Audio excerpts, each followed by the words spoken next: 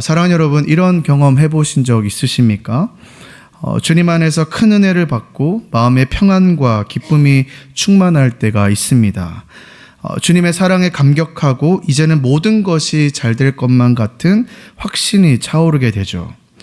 이제 내 삶은 꽃길만 걸을 거야 라고 기대하며 이 교회 문을 나서는 순간 뜻하지 않는 현실의 벽에 부딪히게 되는 것입니다.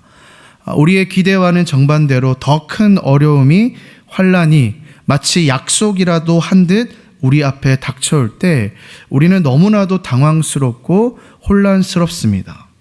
하나님, 왜 제가 은혜를 이렇게나 많이 받았는데 왜 제 현실은 더 힘든 건가요? 제가 뭔가를 큰 잘못을 한 것인가요? 이런 현실 앞에 우리는 때로는 실망하고 또 때로는 좌절을 하면서 주님께 묻게 되죠. 왜 나에게 이런 일이 생기는 것일까요? 오늘 우리는 이사야 36장의 말씀을 통해 이 질문에 대한 깊이 있는 좀 고민을 해보려고 합니다. 우리는 계속해서 이사야 말씀을 통해서 이 하나님께서 이스라엘 백성들과 이 열국에 대한 심판의 메시지, 그리고 마지막 날 오게 될 하나님의 날들에 대해서 살펴보았습니다. 잠시 좀 복습하는 자원에서 한번 살펴볼까요? PPT를 좀 보여주시면 좋을 것 같습니다. 이사야의 전체 구조인데요. 1장에서 12장까지는 이 이스라엘 백성들에 대한 심판과 경고의 메시지가 선포가 됩니다. 그 와중에 우리가 특별 새벽기도 때 보았던 이사야의 소명장도 있었고요. 이 그루터기, 또 남은 자들의 소명에 대해서도 다루게 되었죠. 그리고 이 심판은 이 이스라엘에만 멈추는 것이 아니라 13장에서 23장까지 열국, 즉 이방 나라들까지 어떻게 심판을 받을 것인지에 대해서 메시지가 선포가 됩니다. 그리고 24장에서 27장까지 제가 최근까지 살펴보았는데요.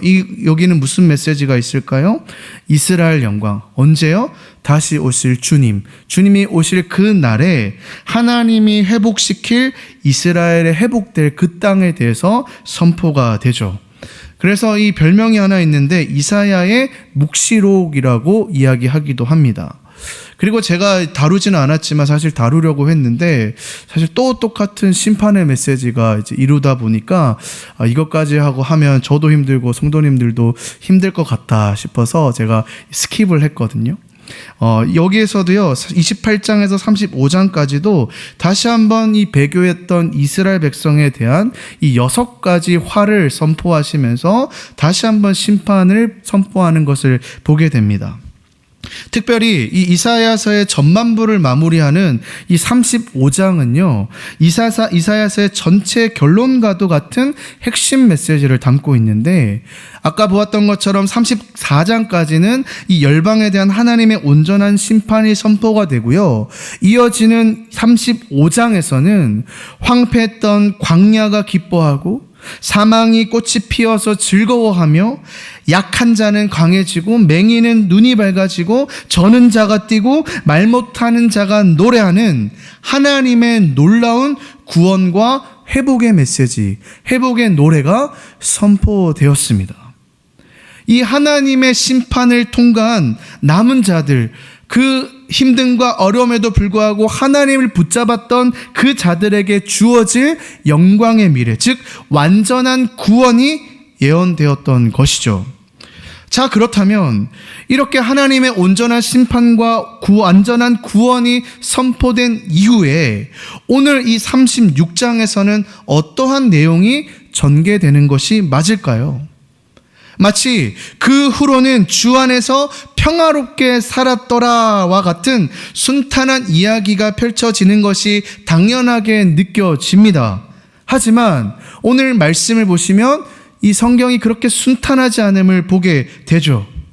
오늘 36장부터 39장까지는요, 하나님의 위대한 그 구원의 약속 이후에 우리를 다시 발밑에 냉혹한 현실로 돌려놓는 것을 보게 됩니다. 어제 찬란하게 불렀던 이 구원의 노래는 마치 꿈이었던 양 지금 유다의 백성들은 숨막히는 현실 앞에 던져져 있다는 것이죠. 그리고 그 뼈아픈 현실 가운데 우리를 향한 한 가지 질문을 하게 됩니다. 바로 이것이죠. PPT 한번 넘겨주실까요? 네. 우리 같이 한번 읽어볼까요? 시작. 내가 믿는 바 그 믿는 것이 무엇이냐? 내가 믿는 바 그 믿는 것이 무엇이냐? 오늘 이 시간 이 질문이 우리 각자의 마음에 분명하게 새겨지고 참된 믿음의 대상을 다시 한번 확인하는 은혜의 시간이 되기를 소망합니다. 우리 말씀 한번 보실까요? 1절부터 보겠습니다. 이사야 36절 1절은 이렇게 시작됩니다. 히스기야 왕 14년에 아수르 왕 사네립이 올라와서 유다의 모든 견고한 성을 쳐서 취하니라. 아시다시피 여러분, 히스기야 왕은 어떤 왕입니까? 하나님 앞에서 신실하게 행하면서 온 나라의 우상들을 제거하고 오직 여호와 하나님만을 섬기도록 종교 개혁을 단행했던 왕이었죠. 그러나 그의 말년에 통치 14년에 전 세계를 공포로 몰아넣었던 중동의 최강자 아수르 왕 사네립이 직접 이 유다 땅을 침공해 들어옵니다. 그들의 군세는요, 파죽지세였어요. 유다의 크고 작은 성들은 속절없이 차례로 함락당했고 이젠 남은 것은 단 하나, 수도 예루살렘 뿐이었습니다. 이 예루살렘이요, 완전히 포위되었고요, 성 안의 백성들은 도간에 든 쥐처럼 고립돼서 극도의 불안과 절망감에 시달리게 됩니다. 희망은 점점 사라지고 온 도성에는 절망의 그림자가 드리워졌습니다. 이 백성들의 마음은요, 바람에 흔들리는 숲처럼 요동을 쳤을 거예요. 그런데 2절 한번 보실까요? 아수르의 왕이 라기스에서부터 랍사게를 예루살렘으로 보내되 대군을 거느리고 히스기야 왕에게로 가게 하매 그가 윗모 수도 곁 세탁자의 밭 큰 길에 서매. 그때 이 아수르의 왕 사네립이 완전히 성을 둘러싸게 됩니다. 그리고요, 바로 공격하지 않아요. 성을 완전히 이렇게 둘러싸고요, 지금 보시면 전략적인 요충지인 라기스에 머물렀다라고 기록되어 있어요. 그리고 이 랍사게라는 고위 관리와 막강한 군대를 보내서 이 예루살렘을 위협을 하게 되는데, 어떻게 위협하냐면요, 이 랍사게가 굳이 이 유다인들이 사용하는 이 히브리 방언을 가지고요, 소리를 치는 거예요. 완전히 공포를 넣어주는 것이죠. 너네 지금 항복해야 된다. 너네 이제 다 끝이 났다. 공포를 심고 심리전을 펼치는 것이었어요. 그리고 아까 제가 라기스를 점령했다고 했지 않습니까? 이 라기스는요, 애굽으로부터의 지원을 차단할 수 있는 길목이었기 때문에 아수르가 여기를 점령했던 것은 뭐냐면 그 예루살렘 사람들이 의지했던 모든 외부적인 희망을 다 끊어놓았다라는 것으로 보게 될 수 있어요. 지금 위기에 처했던 히스기야 왕은요, 어찌할 바를 모릅니다. 그래서 생각해낸 방법이 이 왕궁의 지도자 3명을 랍사게에 보내서 협상을 하는 방법이었어요. 3절을 보실까요? 힐기야의 아들 왕궁 맡은 자 엘리야김과 서기관 셈나와 아삽의 아들 사관 요아가 그에게 나아가리라. 힐기야의 아들 왕궁 맡은 엘리야김, 그리고 서기관 셈나, 아삽의 아들 사관 요아가 지금 국군을 짊어지고 적장 앞에 서게 되는 것입니다. 지금 그들의 어깨 위에는 유다 백성의 마지막 희망과 두려움이 함께 지워져 있는 것이죠. 그들 앞에 랍사게가요, 이런 얘기를 하는데요, 히스기야의 대표단을 향해서 이 랍사게가 뭐라고 얘기하는가 한번 보실까요? 4절을 보겠습니다. 랍사게가 그들에게 이르되 이제 히스기야에게 말하라. 대왕 아수르 왕이 이같이 말씀하시기를 내가 믿는 바 그 믿는 것이 무엇이냐 라고 이야기한 겁니다.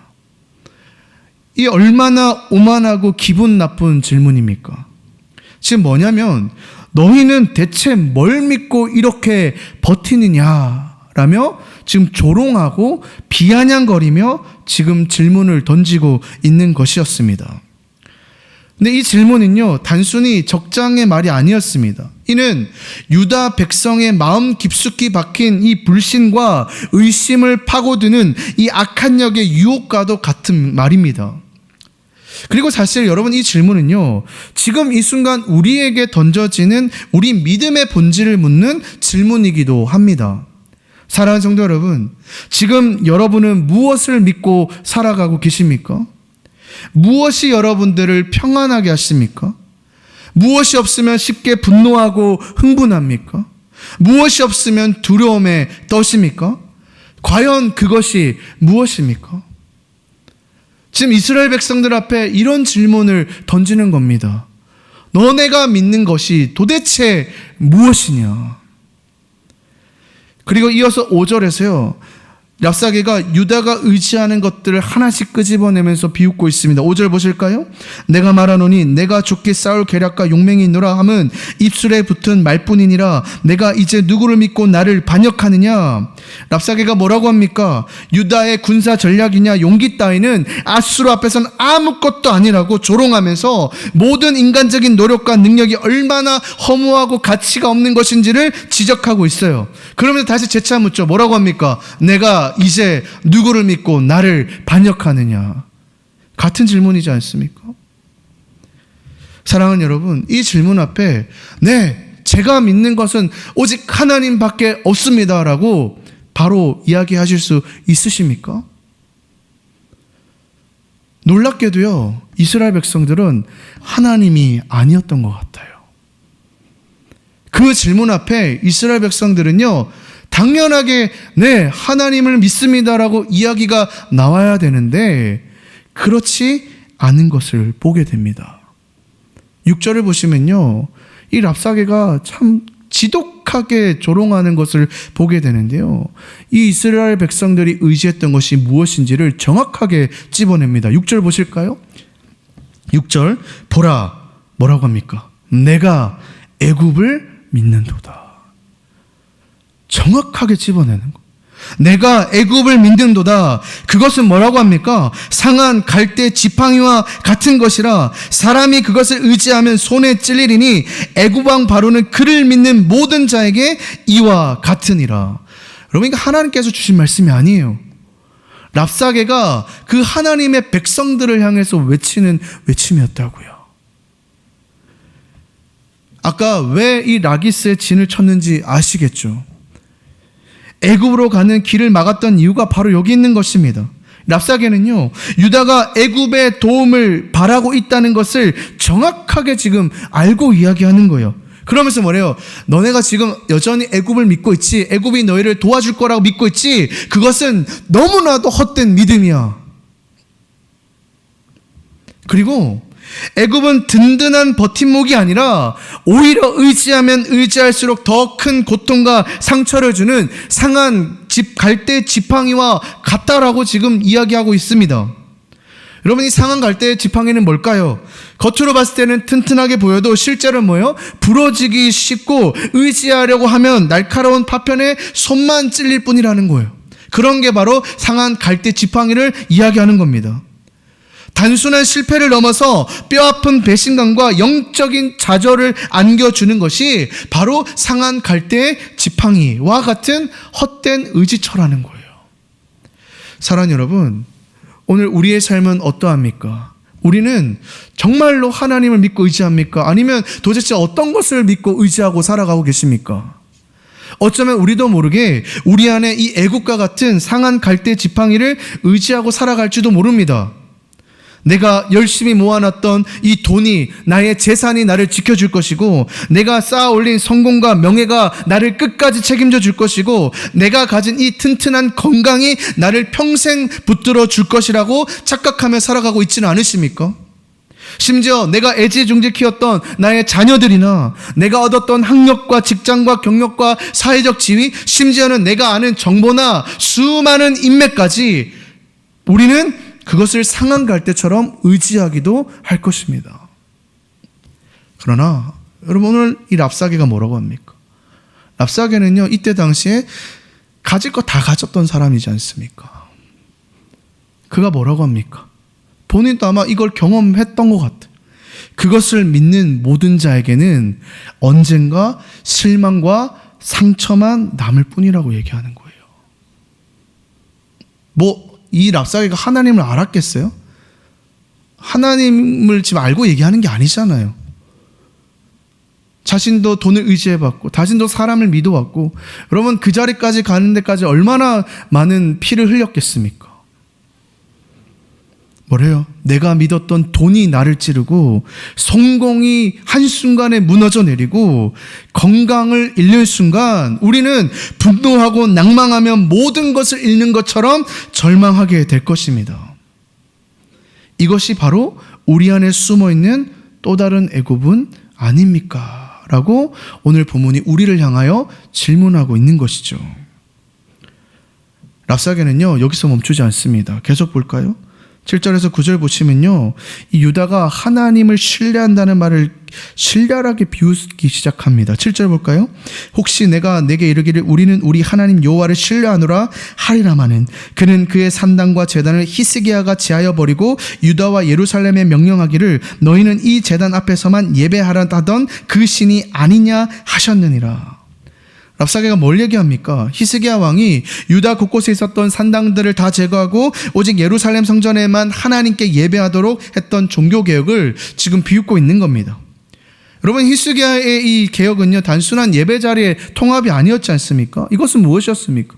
이스라엘 민족에게 만연했던 이방 신앙들과의 이 혼합주의적인 생각들, 우상 숭배를 완전히 뿌려뽑고 오직 여호와 하나님만을 순수하게 섬기고자 하는 거룩한 개혁이었지 않습니까? 그런데 지금 랍사게가 이걸 딱 꼬집으면서 비꼬는 겁니다. 너희 하나님이라고 하는 신은 겨우 히스기야가 산당까지 없애버리면서 자기만 섬기려고 했던 그런 속 좁은 신이 아니냐. 겨우 그런 신을 믿고 너네가 뭘 할 수 있겠느냐. 이렇게 조롱하는 거예요. 그는 백성들에게 이렇게 배타적인 신은 너희를 도울 능력이 1도 없다라고 지금 이야기하는 거예요. 여러분, 이 생각은요 오늘날 세상이 우리 믿는 자들을 흔드는 방법과 매우 흡사합니다. 오늘 우리는 다원주의 세상을 살아가고 있죠. 세상은요 계속해서 우리를 끊임없이 속삭입니다. 왜 꼭 교회야만 해? 예수님을 믿어야 구원받는다고? 아니 부처님도 믿고 알라신도 믿고 여러 종교들을 다 존중해서 살아야 되는 거 아니야? 왜 너희 하나님만 진리라고 말하는 거야? 너희 하나님은 너무 배타적이고 속 좁은 신 아니야? 세상 모든 종교와 사상들이 다 나름의 진리를 가지고 있지 않느냐? 왜 굳이 하나만 옳다고 주장해야만 하는 거냐? 듣기에는요 합리적이고 굉장히 포용적인 말처럼 들립니다. 그러나 여러분, 만약에 하나님이 유일한 구원자가 아니시라면, 다른 신들과 함께 해도 괜찮은 분이라면 우리는 굳이 목숨을 걸고 그분을 믿을 필요가 없죠. 하나님은 우리가 돈도 믿고 성공도 믿고 세속적인 가치관도 함께 믿기를 원하지 않으십니다. 우리 하나님은요 온 천하 만물을 창조를 하시고 다스리는 유일한 참 하나님이시며 우리에게 참된 구원을 주시는 유일한 구원자이심을 고백하는 신앙인들에게는 그분의 유일하심과 절대적인 사랑이야말로 가장 큰 자부심이 되어야 합니다. 하나님의 배타성은요 질투심 때문이 아니라 오직 그분만의 진리요 생명이시기 때문에 발생하는 완전한 사랑의 본질인 것입니다. 우리가 이 세상의 비웃음과 회유 앞에 흔들린다면요 우리는 뭐예요? 아까처럼 상한 갈대처럼 너무나도 쉽게 무너져 버리고 말 것이에요. 아마도 이 외침 속에서요 많은 이스라엘 백성들이 속절없이 무너졌을 겁니다. 사랑 여러분, 오늘 이 본문의 메시지는요 이 믿는 우리들에게는 썩 유쾌한 내용이 아닙니다. 세상이 우리를 향하여서 조롱하는 거지 않습니까? 오늘날의 우리 기독교를 바라보는 시선이 이렇지 않습니까? 그런데 오늘 우리가 이 본문에서요 이렇게 하고 끝나면은 우리가 얻는 게 뭐가 있습니까? 오늘 이 본문 속에서 하나님께서 우리에게 뭘 얘기하시는 걸까? 저는 그 본문의 메시지를 2절로 잡았습니다. 2절에 보시면요 우리가 놓쳐서 안 되는 부분이 한 가지 있는데요, 2절 우리 같이 한번 읽어볼까요? 시작. 아수르 왕이 라기스에서부터 랍사게를 예루살렘으로 보내되 대군을 거느리고 히스기야 왕에게로 가게 하매 그가 윗못수도 곁 세탁자의 밭 큰 길에 섬에. 랍사게가 서서 예루살렘을 향해 조롱을 쏟아내었던 그 장소 어디입니까? 바로 윗못 수도곁 세탁자의 밭 큰 길이 매우 중요한 장소입니다. 왜 이 장소가 중요할까요? 이것은요, 이미 수년 전에 영적인 메시지가 선포되었던 이스라엘 백성들에게서는 굉장히 영적으로 중요한 장소였습니다. 멀리 갈 필요도 없어요.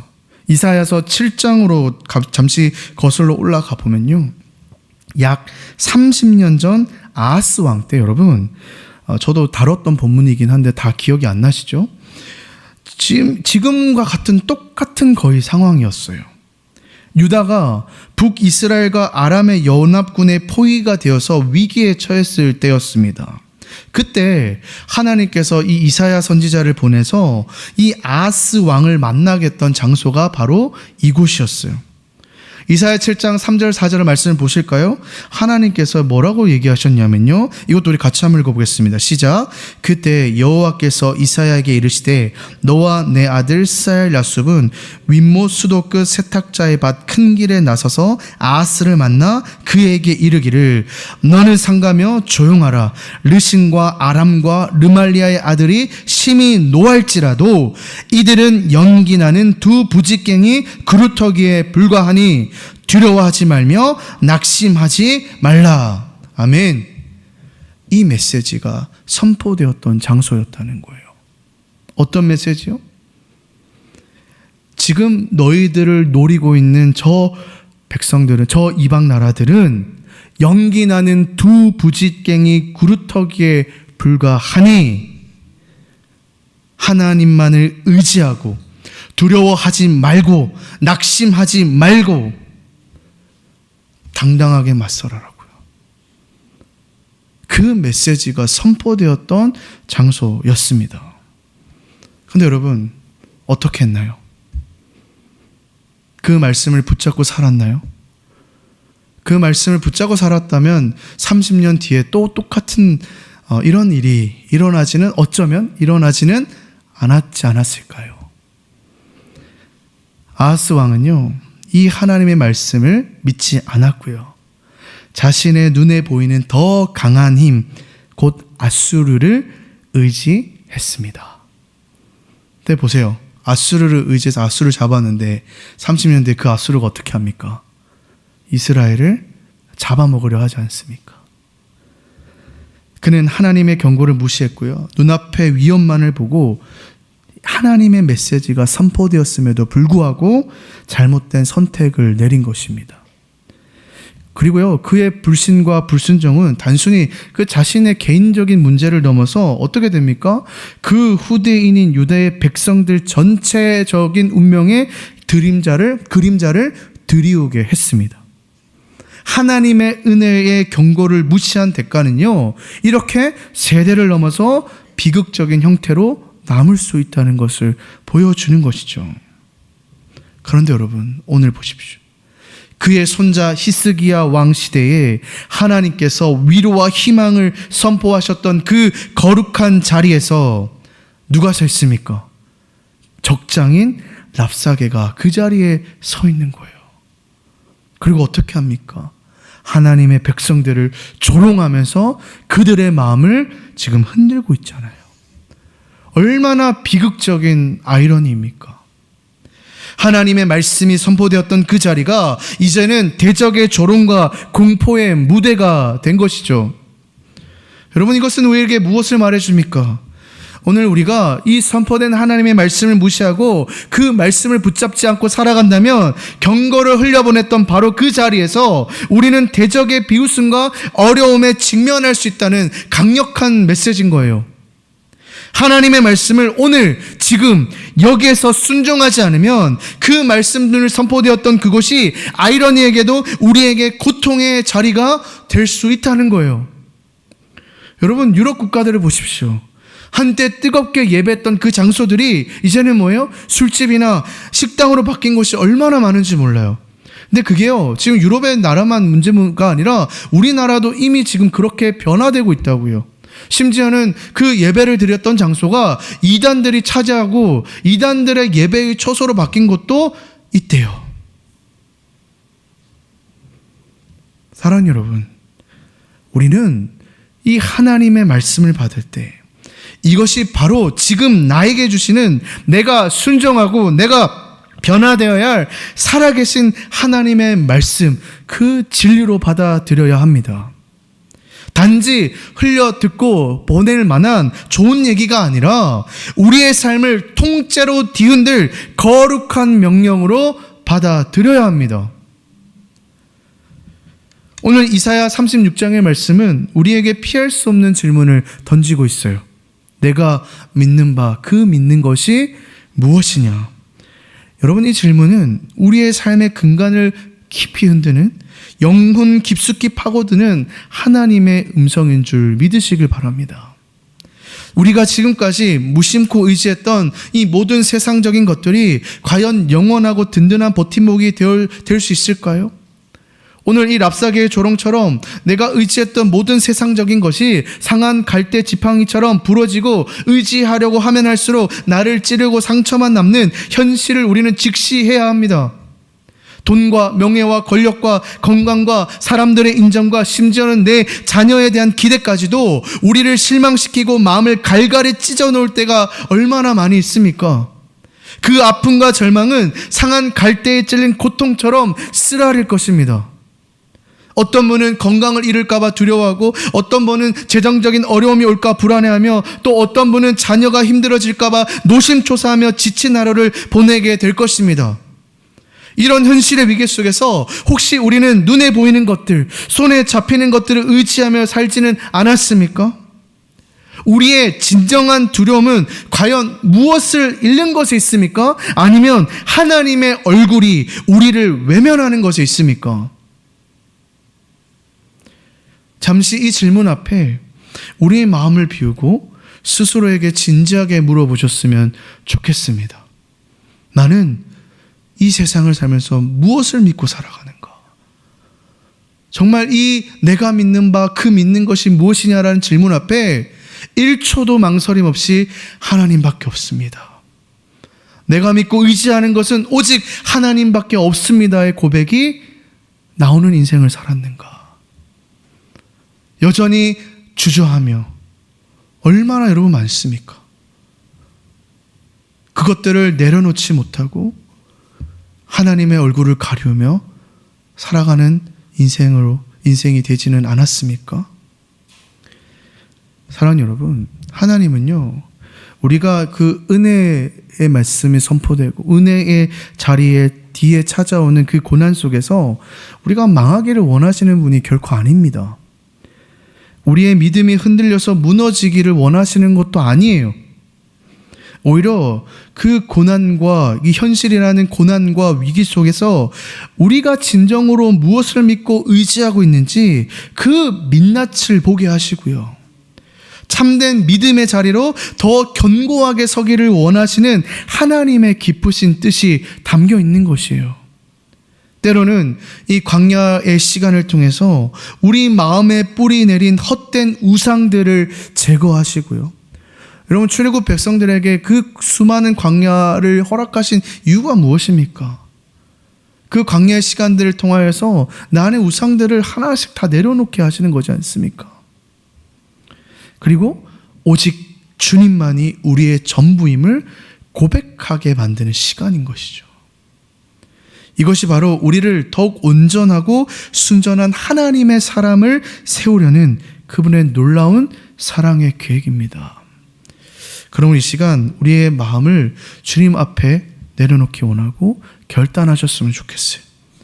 우리가 믿는 것은 오직 온천한 만물을 창조하시고 다스리시는 유일하신 하나님이시며 우리의 모든 어려움 속에서도 능히 구원하시고 인도하시는 우리 아버지 하나님뿐임을 고백하기를 원합니다. 이 자리에서 우리의 상한 갈대 지팡이들을 내려놓기 원합니다. 우리가 주님보다 더 의지했던 모든 것들을 주님 발 앞에 내려놓고 우리의 연약한 손을 활짝 펴서 살아계신 하나님을 굳건히 붙드시길 바랍니다. 하나님께서는요, 우리의 이런 진심 어린 고백과 결단을 기뻐하세요. 그 믿음을 보시고 우리를 능히 환난에서 건져내게 하시며 우리 마음에 세상이 줄 수 없는 진정한 평안과 담대함을 허락해 주실 겁니다. 바라기는 어떤 어려움 속에서도 흔들림 없이 주님만을 바라보고 의지하며 이 불확실한 세상 속에서도 흔들리지 않고 주님 주신 그 말씀을 붙잡고 기도하며 간구하며 살아가는 저와 여러분 되시기를 주님의 이름으로 간절히 소망합니다.